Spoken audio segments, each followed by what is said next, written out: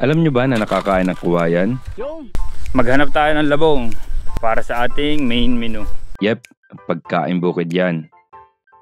Ito ang tinatawag na labong. Paano lutuin ito?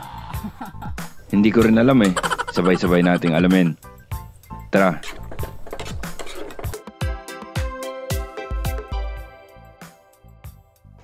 Okay, ngayong araw magtatanghalian tayo sa farm. Kung makikita nyo, diba, marami tayong kawayan dito. Ating pakinabangan. Maghanap tayo ng labong para sa ating main menu. Nagsimula kami maghanap at sinumulan namin dito sa paddock ng ating native pig. At sa ngayon, wala pa dito kasi ang tataas na. Umikot pa kami sa ibang part ng farm. Ang daming siit at ang daming tinik kaya kailangan mag-ingat. Wala pa rin ako makita.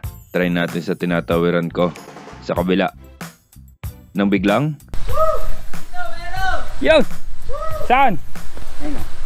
Marami na ba yan? Yung lagay na yan? Ayan, dala. ayos, nakakita kagad at hindi lang isa, kung hindi dalawa. Kinuha ni John Paul yung pinakauna. Inawi lang ang mga siit. Isang hila lang at one down. Yun, binali lang oh. Yung! Ako naman ang kumuha ng pangalawa. Tinutusok lang yan sa parte kung saan gustong maputol. Isang hila and it is down.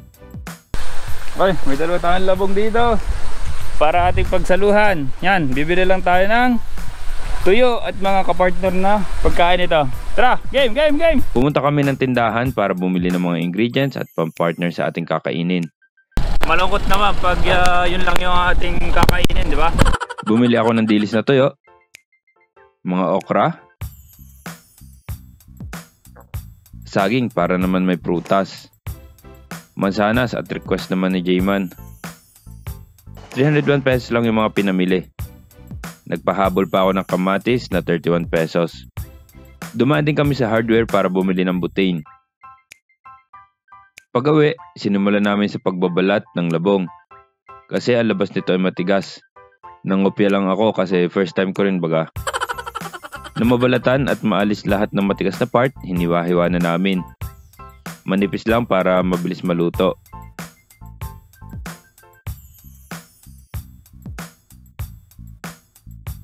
Si Jayman nagtapas na ng nyog para sa paggata. Nagyabang pa.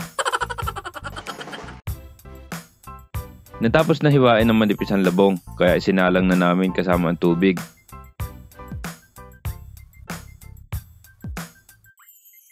Nagsimula na rin magkayod ng nyog si Jayman. Habang pinapakuluan ng labong, maghiwa na tayo ng sibuyas at bawang. Sili, maraming sili.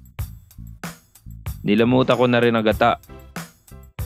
May flavor na yan ang kamay ko. Sinala. Diba, hindi namin kailangan ng Coco Mama unless baka naman. At tamang-tama, okay na ang labong, hinango namin.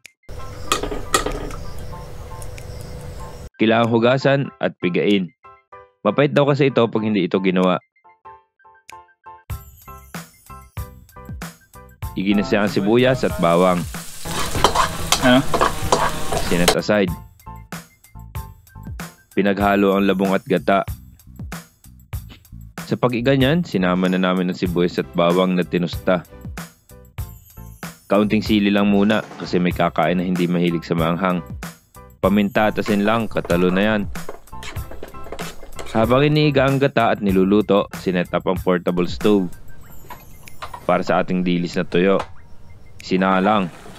Sarap niyan.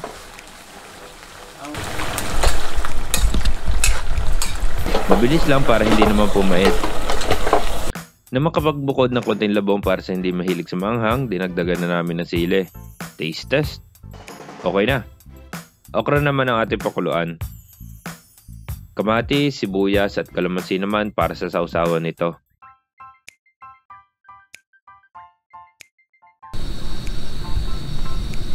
Si Jayman, gutom na daw.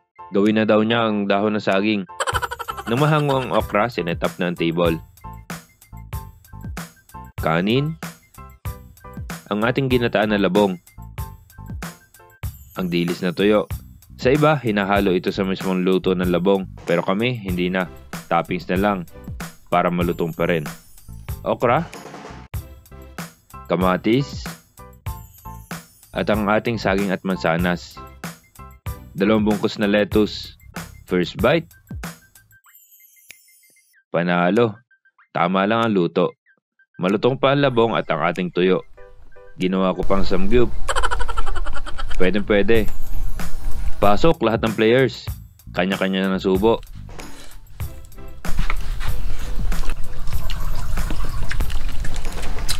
Ano kayang susunod nating lulutuin na pagkain bukid? Suggest kayo mga Call of Duty. Yun lang. Peace.